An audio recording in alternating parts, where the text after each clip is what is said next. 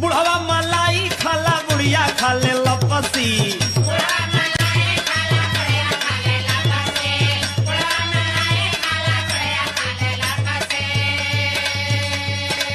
केहू से न कम बाप तोहिया पिए पेपसी। अच्छा। केहू से न कम बाप तोहिया पिए पेपसी।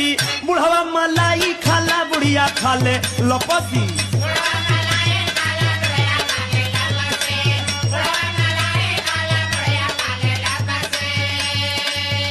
अरे तो सुना सुनावा। न जवन का कम्बा न बुढ़ावा कम्बा। अच्छा तनी हमार सुना था। सुनावा त। बाप और बेटा दोनों भैले घर भी